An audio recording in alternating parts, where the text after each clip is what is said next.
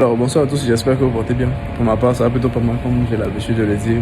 Alors j'étais juste posé là, je suis venu me désaltérer un peu dans un petit endroit là, comme vous pouvez le voir. Et j'ai une petite réflexion. Vous voyez, souvent il y a certaines personnes, du simple fait qu'elles sont allées vraiment à l'école, elles sont allées vraiment loin à l'école, elles ont envie de créer des projets qui sont révolutionnaires.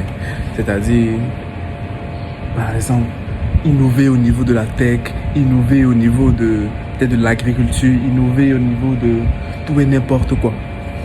De ce fait qu'on soit allé à l'école, elles se disent tout simplement que ok, moi je peux pas lancer un petit projet, moi de mon côté, afin de commencer à gagner de l'argent, afin de commencer à comprendre le marché et à viser au fur et à mesure. Et après même envoyer cette innovation-là. Et moi je pense que c'est une petite plaie. Je ne sais même pas que c'est une petite plaie, c'est une grande plaie même d'ailleurs. Parce que généralement l'argent se trouve dans les petites choses. L'argent se trouve dans les petites choses. L'argent se trouve dans les petits business. Les business qui visent les pauvres. C'est dans ces business-là généralement qu'il y a beaucoup d'argent. Parce que les pauvres sont en grande quantité. Il y a énormément de pauvres, contrairement aux riches. Il faudrait que vous ayez de votre côté peut-être un petit produit qui va être à apporter des personnes qui sont pauvres. Et tout à l'heure, j'ai eu un exemple tout simple. Vous voyez ça? Ça peut être un business. Vendre les pailles qu'on peut mettre dans cette boisson que j'ai pris tout à l'heure. Vendre juste les pailles. Est-ce que vous imaginez? Ça va tellement vite. Ce sont les produits qui vont vite et que tout le monde peut s'en procurer. On peut les utiliser pour un anniversaire, on peut les utiliser pour un baptême, on peut les utiliser dans les espaces où il y a principalement des enfants. Ce sont des choses qui vont extrêmement vite. Mais généralement, des personnes vont se focaliser sur les gros business. Sur les choses, venir innover au niveau de la tech, au niveau de l'agriculture, au niveau de l'élevage, au niveau de tout ce genre de choses-là. Alors qu'il y a des choses simples, par exemple des pailles, qu'on peut vendre, tout simplement. Et quand tu vas voir un intellectuel, tu vas lui dire, ok, c'est quoi ton projet? Il va dire, non, je cherche à travailler dans le milieu de l'intelligence artificielle. Je cherche à révolutionner tel ou tel domaine. Je ne dis pas que c'est mauvais. Non, ce n'est pas du tout mauvais. Mais en réalité, c'est le simple fait de regarder ces choses aussi grandes là qui fait qu'on loupe certaines opportunités. On loupe des petites opportunités dans lesquelles il y a réellement de l'argent. On loupe des business dans lesquels, si on s'applique juste un peu, on va commencer à gagner de l'argent. Je ne sais pas si vous comprenez. Et ne laissez pas votre niveau intellectuel vous faire louper certaines opportunités. Moi au début, j'étais premier de classe. Et quand j'ai commencé à faire ma vente d'abonnement à 1300 francs CFA, Apple Music, Spotify, Netflix à 2000, Prime Video à 2000, ce genre de choses là. Les gens de mon entourage se sont dit tout simplement que voilà le premier de classe, on peut vendre abonnement 1300, ce genre de choses là. Mais moi j'ai compris une chose qu'ils n'avaient pas compris. C'est que l'argent se trouve chez les pauvres. L'argent se trouve chez les pauvres. L'argent se trouve chez ceux qui n'ont pas réellement beaucoup de moyens. Parce que quelqu'un qui a beaucoup de moyens va venir payer chez Coach là. Va venir payer Coach là. Ne pense pas qu'il va venir payer quelque chose sur toi. Donc, il faut aller chercher de l'argent chez ceux qui n'ont pas assez d'argent. Et moi, quand j'ai compris ce principe-là, j'ai commencé à lancer des petits business. Des business à bas prix. Qui visaient les pauvres. Et quand je dis les pauvres, c'est pas pour dénigrer. C'est juste pour dire des personnes qui n'ont pas forcément beaucoup de moyens. Mais ces personnes-là sont en grand nombre. Aujourd'hui, j'ai plus de 2500. Oh, j'ai 2500, excusez-moi, 250 clients. Plus de 250 clients. Au niveau des abonnements. Qui prennent à la fois Apple Music, Netflix et Spotify chez moi, Prime Video, Crunchyroll à la fois chez moi. Vous imaginez 250 personnes qui sont d'abord clientes chez moi, des personnes qui sont clientes chez moi, qui renouvellent chaque mois. J'ai plus de 250 personnes comme ça. Vous imaginez? Moi, j'ai plus besoin de faire marketing.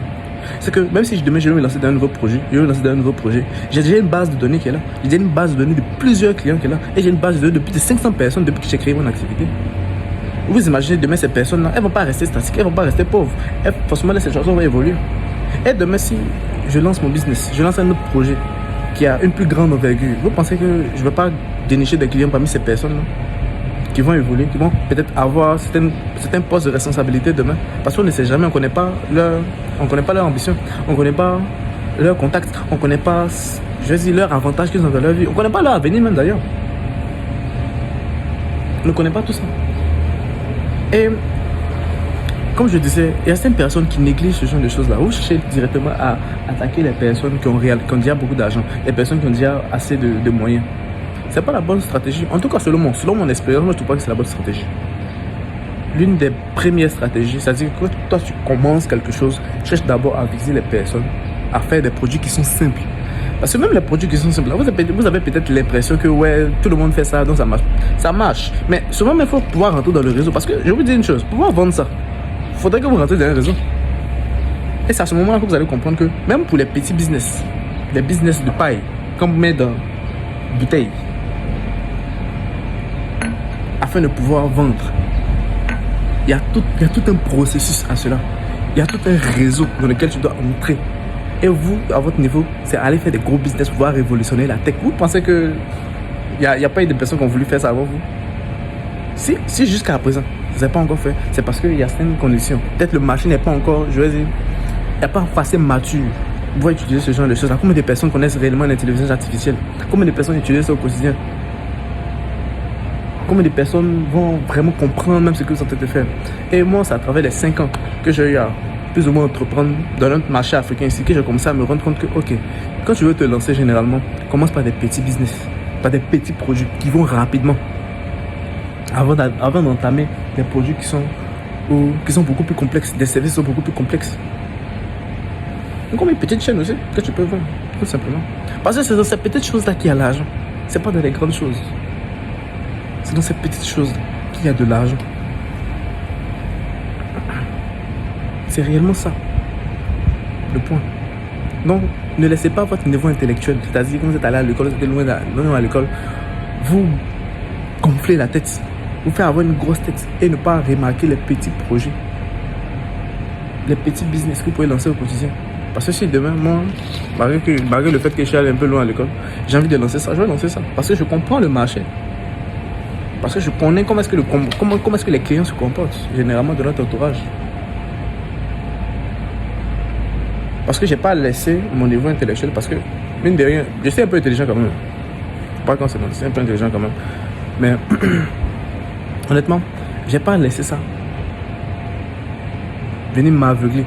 Venir dire non, moi, j'ai fait tel projet. Non, si, c'est vrai qu'il y a des gros projets, mais on commence d'abord par ces petites choses-là. Parce qu'il y a des business partout. Il y a des business partout. Parce que, si je pense à la bouteille là, la bouteille, c'est un business. La paille, c'est un business. Le papier qui est dessus là, c'est un business. Imprimer le papier, imprimer les photos qui sont dessus là, c'est un business. Transporter, c'est un business. Vous voyez, avec une simple bouteille, vous imaginez combien de business qui sont là-dessus. Le caps, ça, c'est un business. Tout n'est que business autour de vous. Mais est-ce que vous avez les yeux pour pouvoir remarquer? Est-ce que vous avez les yeux pour pouvoir voir cela? Ne laissez pas votre niveau intellectuel vous donner un certain ego qui ne sert réellement à rien. Qui ne sert à rien en réalité. Abaissez-vous à avoir des petits business que vous pouvez utiliser au quotidien afin de pouvoir atteindre vos objectifs. Parce que à la fin de la journée, c'est être heureux. Pour être heureux, il y a 3 choses selon moi. Il y a la santé, il y a la famille et puis il y a l'argent. Donc, il faudrait que vous aussi de votre côté, vous puissiez remplir la case argent. Et pour avoir la case argent, c'est à travers d'abord des petites choses, des petits business. Des petits business, comme vendre des pailles. Tout simplement, comme vendre peut-être même, je dirais quoi. Est-ce que tu sais fabriquer ça? J'allais loin à l'école, est-ce que tu sais fabriquer ça? Tu sais fabriquer des capsules? Non. Même pas. Vous dites que vous êtes fort, vous ne pouvez même pas fabriquer des capsules. Ça sert à rien. Ça sert à rien. Donc c'était mon message pour aujourd'hui. J'espère que je vous ai fait prendre conscience de quelque chose. Si c'est le cas, abonnez-vous à la page Jeune et Patron ou à la chaîne YouTube Jeune et Patron. Likez la vidéo, partagez-la à quelqu'un peut-être qui se retrouve dans ce genre de domaine-là. Et je vous dis à la prochaine. Bye, c'était Alex Akai.